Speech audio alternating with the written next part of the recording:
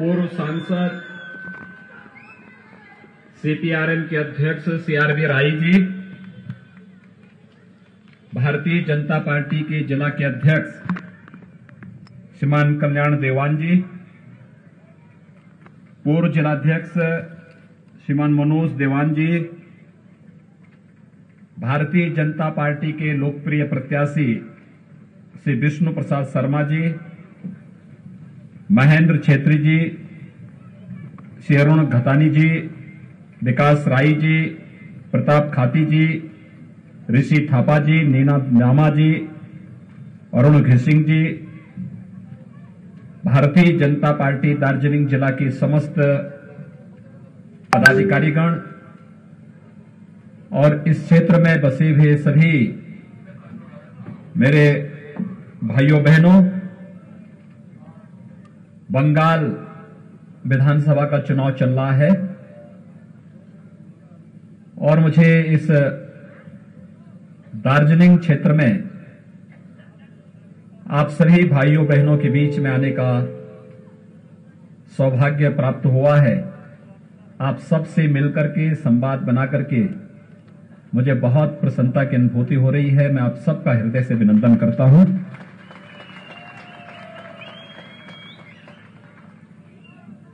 आपके हितों को लेकर के आपके नेताओं ने एक लंबी लड़ाई लड़ी है, लेकिन आपकी भावनाओं के साथ कांग्रेस ने, फिर कम्युनिस्टों ने और पिछले 10 वर्षों से टीएमसी लगातार खिलवाड़ कर रही है। यहां के निर्दोष नौजवानों के साथ जिस प्रकार का व्यवहार इन दलों का रहा है वह अत्यंत दुर्भाग्यपूर्ण रहा है। हम सब जानते हैं कि देश के अंदर अनेक समस्याएं थी 2014 के पहले,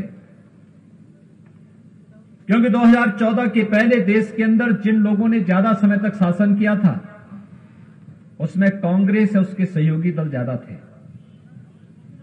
उन्होंने समस्याएं ज्यादा दी, वे समस्याओं के समाधान पर विश्वास नहीं करते थे। और आपने देखा होगा 14 के बाद मोदी जी के प्रधानमंत्री बनने के बाद उन समस्याओं का एक एक करके समाधान होता हुआ गया।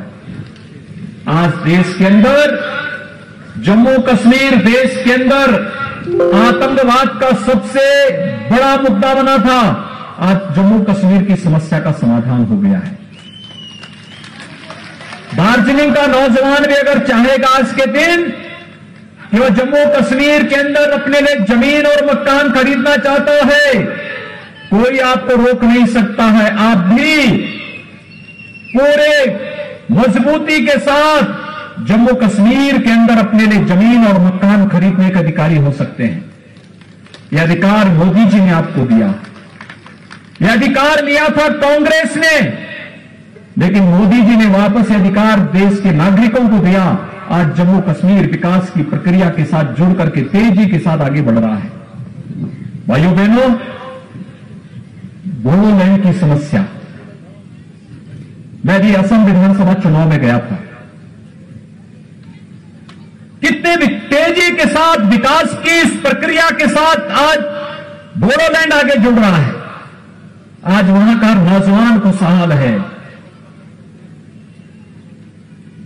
अयोध्या में राम जन्मभूमि पर भगवान राम का भव्य मंदिर बने, 500 वर्षों से हिंदू समुदाय इसके लिए लड़ रहा था, लेकिन आजादी के बाद भी कांग्रेस इस मुद्दे को उलझाती थी, लड़ाती थी।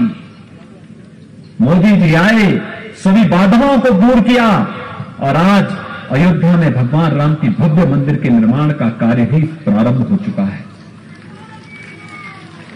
भाइयों बहनों, ऐसे ही बंगाल विधानसभा का चुनाव बंगाल की समस्याओं के समाधान के साथ साथ दार्जिलिंग क्षेत्र में गोरखा समुदाय की समस्याओं के समाधान का भी एक माध्यम बनना चाहिए, और यही अपील करने के लिए आज मैं आपके बीच आया हूं।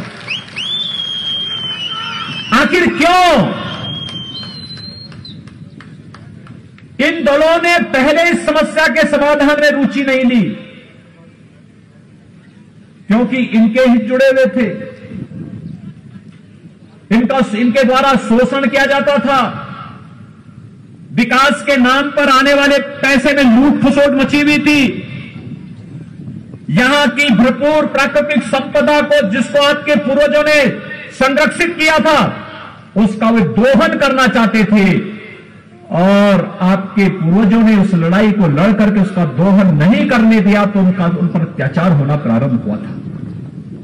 आज उस समस्या का समाधान करने के लिए ही कि भारत के संविधान के दायरे में रह करके हम यहां की समस्या का समाधान करेंगे, भारतीय जनता पार्टी इस बात का आश्वासन देने के लिए आपके बीच आई है। आपने से राजू बिष्ट को यहां से सांसद बनाया, वे यहां से आपकी समस्याओं को देश के सर्वोच्च मंच पर रखते हैं, विकास की योजनाओं को लेकर के यहां पर आ रहे हैं, लेकिन जब भारतीय जनता पार्टी का एमएलए भी यहां से चुनाव जीतेगा, बंगाल के अंदर भारतीय जनता पार्टी की सरकार बनेगी, तो डबल इंजन की सरकार की गति भी कई गुना होती है। ये वैसे ही जैसे उत्तर प्रदेश के अंदर आज है, आज आप उत्तर प्रदेश के अंदर विकास की प्रक्रिया को जोड़ते हुए देख सकते हैं। उत्तर प्रदेश 4 वर्ष पहले उत्तर प्रदेश के बारे में कहा जाता था कि यहां अराजकता है, गुंडागर्दी है, दंगा होते हैं, पर्व त्योहार शांतिपूर्ण ढंग से नहीं मनाए जा सकते, लेकिन 4 वर्ष के अंदर उत्तर प्रदेश के अंदर एक भी दंगा नहीं हुआ। भाजपा आने के बाद दंगे समाप्त हुए, हर पर्व और त्योहार शांतिपूर्ण ढंग से मनाए जा रहे हैं। कुंभ का आयोजन हम लोगों ने प्रयागराज की धरती पर किया था, गंगा यमुना सरस्वती के त्रिवेणी पर 24 करोड़ से ज्यादा श्रद्धालु वहां पर आए थे, 24 करोड़ से ज्यादा। अयोध्या में भगवान राम के भव्य मंदिर के निर्माण का कार्य प्रारंभ हो चुका है, और आज विकास की किस तेजी के साथ उत्तर प्रदेश आगे बढ़ रहा है। आप अनुमान करिए, उत्तर प्रदेश में 4 वर्ष के अंदर 40 लाख गरीबों को एक आवास उपलब्ध हो गया है।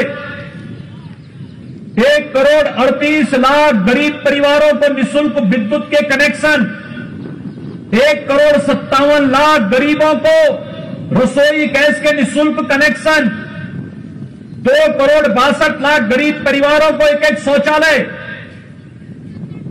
6 करोड़ गरीबों को 5 लाख रुपए सालाना आयुष्मान भारत की सुविधा, जिसमें 5 लाख रुपए हर वर्ष उन परिवारों को स्वास्थ्य बीमा के लिए सरकार के द्वारा उपलब्ध कराए जा रहे हैं।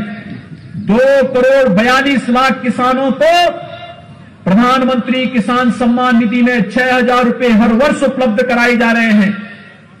भाइयों बहनों, 14 करोड़ गरीबों को अकेले उत्तर प्रदेश के अंदर मुफ्त में राशन उपलब्ध करवाने का कार्य किया जा रहा है। ये काम गरीब कल्याण के हैं। आपने देखा होगा, बंगाल के अंदर भी पंचायत चुनाव हुए थे, कितनी हिंसा हुई थी, लोकल बॉडी के इलेक्शन में कितनी हिंसा हुई थी, और इस समय उत्तर प्रदेश के अंदर चुनाव चल रहे हैं, आपने एक भी जगह हिंसा नहीं देख रहे होंगे। मैं बंगाल में प्रचार कर रहा हूं, उत्तर प्रदेश में शांतिपूर्ण तरीके से चुनाव चल रहे हैं। यह है परिवर्तन। इंफ्रास्ट्रक्चर, हमने नेपाल को, बिहार को, छत्तीसगढ़ को, झारखंड को, मध्य प्रदेश, राजस्थान, उत्तराखंड, हरियाणा, दिल्ली, इनसे जुड़ी हुई उत्तर प्रदेश की पूरी सीमाओं में जितने भी हमारे मार्ग थे उनको 4 लेन की कनेक्टिविटी से जोड़ा है। 5 नए एक्सप्रेसवे उत्तर प्रदेश के अंदर बन रहे हैं। ये 5 एक्सप्रेसवे उत्तर प्रदेश की इकोनॉमी को बढ़ाने वाले, उत्तर प्रदेश की प्रति व्यक्ति आय को कई गुना बढ़ाने की वादा रखते हैं। एयर कनेक्टिविटी को बेहतर किया है।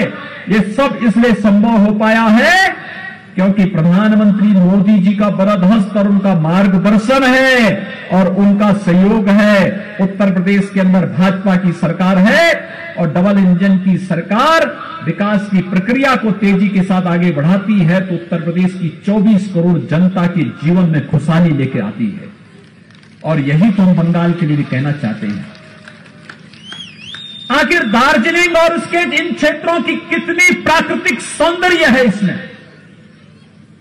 एक प्राकृतिक सौंदर्य यहां पे पर्यटन की संभावनाओं को भी आगे बढ़ाता है। ये पर्यटन, ये प्राकृतिक सौंदर्य हेल्थ एंड वेलनेस के नए स्पॉट के रूप में हेल्थ टूरिज्म को भी आगे बढ़ाने का एक मादा यहां पे रखता है। और मैं तो कह सकता हूं, यहां पे भाजपा की सरकार होती तो टूरिज्म में यूरोप और स्विट्जरलैंड आपसे कई पीछे छूट जाता। दार्जिलिंग नंबर 1 पर देश और दुनिया के अंदर आ गया होता। यहां के इन सभी बहन बेटियों को और यहां के इन नौजवानों को दार्जिलिंग के अंदर ही नौकरी और रोजगार की सुविधा उपलब्ध हो जाती है। इनको कहीं बाहर जाने की आवश्यकता नहीं कि दुनिया आपके पास आती। ये संभावनाएं यहां पर है, लेकिन इन संभावनाओं को आगे बढ़ाने का जो अवसर है वो ये चुनाव है। और इसलिए मैंने कहा कि बंगाल का चुनाव हमारे लिए सत्ता परिवर्तन मात्र एक माध्यम नहीं है। बंगाल के अंदर हर एक क्षेत्र में खुशहाली लाने का एक माध्यम भी है, समृद्धि लाने का माध्यम भी है। भाइयों बहनों, 4 वर्ष में हम लोगों ने उत्तर प्रदेश की प्रति व्यक्ति आय दुगने से अधिक की है और बंगाल के अंदर 10 वर्षों में टीएमसी की सरकार में प्रति व्यक्ति आय में बढ़ोतरी हुई है, घटा है। यहां पर नागरिक के जीवन स्तर को कम करने का कार्य टीएमसी के गुंडों ने किया है, लूट खसोट मचाई है। योजनाओं का लाभ यहां के नागरिकों को नहीं मिल पाता है। विकास की योजनाएं या तो टीएमसी लागू नहीं होने देती है और अगर हो भी गई तो उसको बीच में ही हड़प लिया जाता है, नागरिक तक, आम नागरिक तक नहीं पहुंचने दिया जाता है। क्या नहीं है आपके पास? सब कुछ तो है, केवल उचित नेतृत्व और मार्गदर्शन की है। और आपने श्री राजू बिष्ट को यहां से सांसद बनाया, अब उनके साथ सहयोग करने के लिए एमएलए भी दीजिए, हर एक क्षेत्र में एमएलए भी दीजिए। भाइयों बहनों, आप देखना विकास कैसे आगे बढ़ता है। विकास तेजी के साथ आगे बढ़ता हुआ दिखाई देगा। मुझे आश्चर्य होता है, यहां पर गोरखा समुदाय पर तो अत्याचार हुआ ही, चाय बागान के श्रमिकों के साथ कितना शोषण हुआ। देश के अंदर उनको प्रतिदिन जो उनका मानदेय है 300-350 रुपए प्रतिदिन मिलता है, उनको जमीन के पट्टे मिलते हैं। लेकिन बंगाल के अंदर यहां पर 200 रुपए भी नहीं मिलते, उसमें भी शोषण होता है, जमीन का पट्टा नहीं मिलता है। उनके सामने अपने जीवन को बचाने की भी समस्या है और आजीविका को बचाने की भी समस्या है। जीवन और जीविका दोनों को बचाने के लिए भारतीय जनता पार्टी आपके बीच में काम करना चाहती है और इसी के लिए आज हम सब आपके बीच आए हैं। भाइयों बहनों, जो अपार संभावनाएं यहां पर हैं टूरिज्म के साथ साथ, आखिर यहां पे यूनिवर्सिटी क्यों नहीं बननी चाहिए? क्यों नहीं बननी चाहिए? अगर अच्छी सरकार होती, बंगाल के अंदर विकास की सोच वाली सरकार होती, तो जैसे उत्तर प्रदेश के अंदर 2 एम्स बन रहे हैं, 4 वर्ष में 30 नए medical college, government medical college हम लोग बना रहे हैं, 30 मेडिकल कॉलेजेस नए बना रहे हैं। एम्स, आईएम, आईआईटी, इंफ्रास्ट्रक्चर के लिए नए एयरपोर्ट जैसे उत्तर प्रदेश के अंदर बन रहे हैं, ऐसे ही बंगाल के अंदर रुचि लेने वाली सरकार होती तो उनका लाभ बंगाल के नागरिकों को, दार्जिलिंग के नागरिकों को भी मिला होता। लेकिन दीदी तो हर काम के लिए चिढ़ जाती है, नाराज हो जाती है, इस कदर होती है कि अब तो गरीबों का राशन तो इन्होंने लूटा ही, यहां के जीवन पर तो इन्होंने संकट डाला ही, आजीविका पर भी डकैती डालने का काम किया और आजीविका के साथ साथ आस्था के साथ भी खिलवाड़ किया। यानी दीदी पहले दुर्गा पूजा रोकती है, फिर सरस्वती पूजा रोकती है और अब तो कहती है कि जय श्री राम बोलोगे तो जेल में डाल देंगे।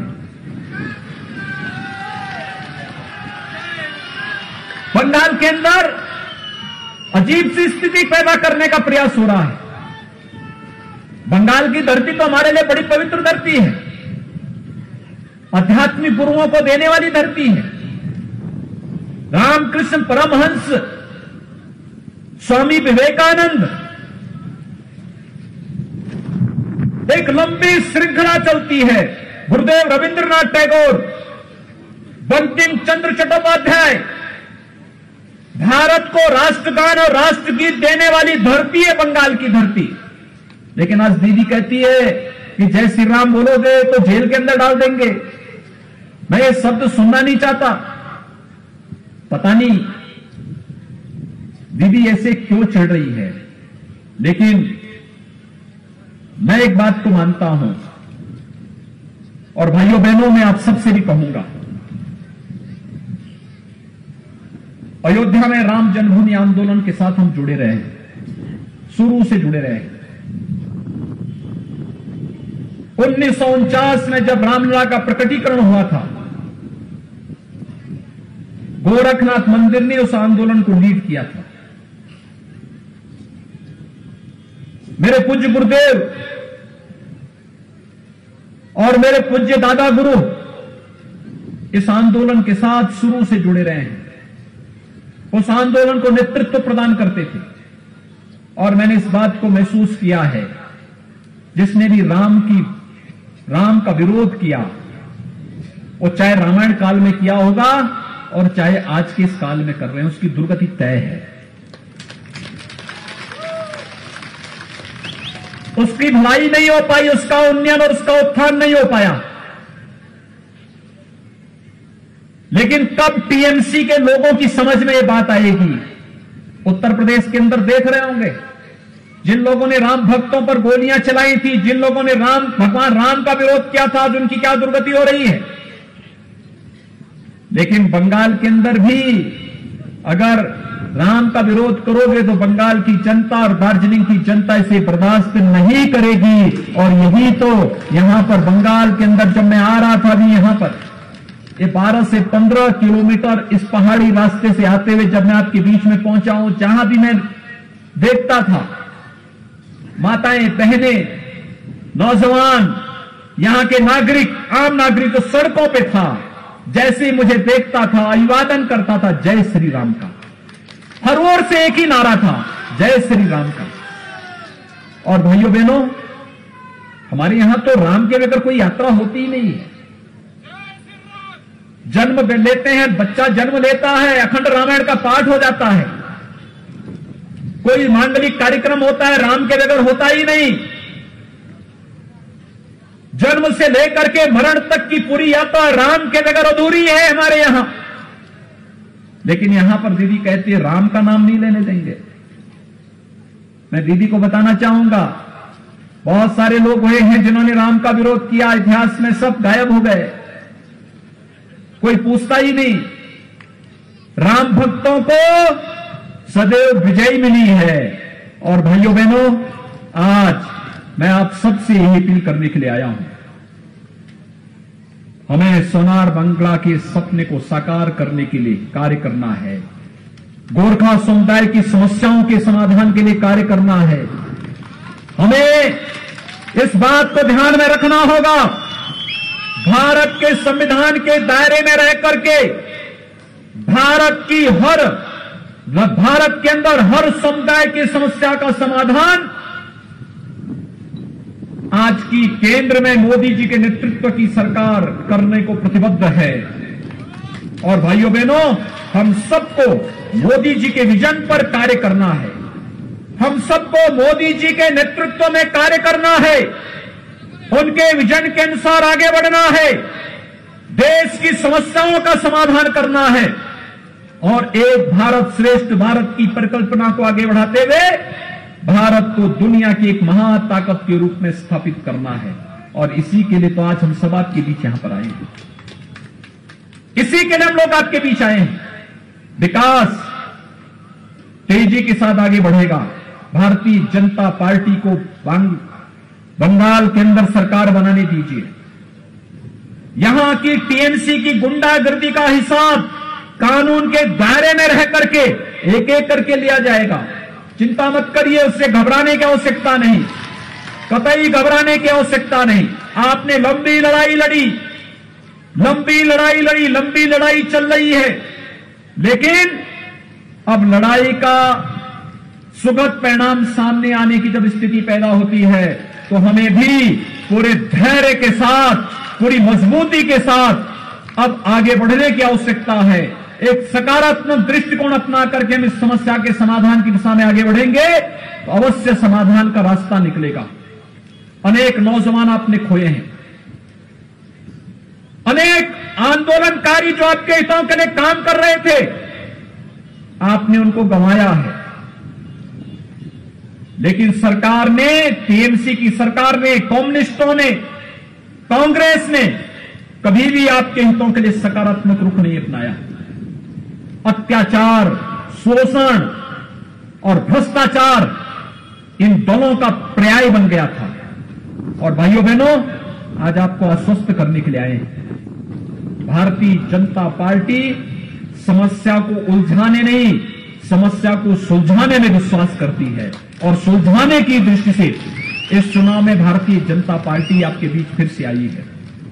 आपका सकारात्मक रूप भारतीय जनता पार्टी के प्रति दिखाई दे रहा है, हर एक क्षेत्र में देखने को मिला है। आपने लोकसभा चुनाव में समर्थन किया, विधानसभा चुनाव उसकी अगली कड़ी है। और जो मैंने कहा, जब डबल इंजन की सरकार आएगी, तेजी के साथ एक कार्यक्रम आगे बढ़ेंगे, तेजी के साथ आगे बढ़ेंगे। आज आपने देखा होगा, नई नई दृष्टि कार्यक्रम आगे बढ़ रहे हैं, अलग अलग क्षेत्रों में कार्यक्रम चल रहे हैं, विकास की प्रक्रिया तेजी के साथ आगे बढ़ रही है। देश के अंदर 70 वर्ष लगे, देश के अंदर 55 वर्षों तक कांग्रेस ने शासन किया, एक एम्स दिल्ली में दिया, और मोदी जी ने 6 वर्ष में 22 नए एम्स देश के अंदर दिए हैं, जिसमें से 2 एम्स यूपी में बन रहे हैं। क्यों नहीं आपका यहां बनना चाहिए? क्यों नहीं दार्जिलिंग में एक विश्वविद्यालय बनना चाहिए? क्यों नहीं यहां पर यहां की आवश्यकता के अनुरूप सुविधाओं का उन्नयन होना चाहिए? और क्यों नहीं यहां की प्राकृतिक सौंदर्य को दुनिया के पर्यटन केंद्र के रूप में विकसित करने के लिए, हेल्थ एंड वेलनेस सेंटर के रूप में विकसित करने के लिए क्यों नहीं ये कार्यक्रम आगे बढ़ने चाहिए? ये बढ़ने की इच्छा शक्ति के लिए उस प्रकार के जनप्रतिनिधि और उस प्रकार की सरकार होनी आवश्यक है। और उस प्रकार की सरकार के लिए आपके बीच में आपका समर्थन प्राप्त करने के लिए, भारतीय जनता पार्टी के प्रत्याशी के पक्ष में समर्थन प्राप्त करने के लिए आज हम सब आपके बीच भाइयों बहनों यहां पर आए हैं। मैं आप सबसे अपील करूंगा, श्री विष्णु प्रसाद शर्मा को भारतीय जनता पार्टी के प्रत्याशी के रूप में आपके बीच आए हैं, इन्हें भारी बहुमत से विजयी बनाने की अपील आप सबसे करने के लिए आया हूं। श्री विष्णु प्रसाद शर्मा को आप लोग सही समर्थन देंगे? दोनों हाथ उठाइए, इधर से भी, इधर से भी, उधर से भी, सभी ओर से, ऊपर से भी, जहां है वहां से, सभी ओर से दोनों हाथ उठाइए। दोनों हाथ उठा के मेरे साथ बोलेंगे, जय श्री राम, जय श्री राम, जय जय श्री राम।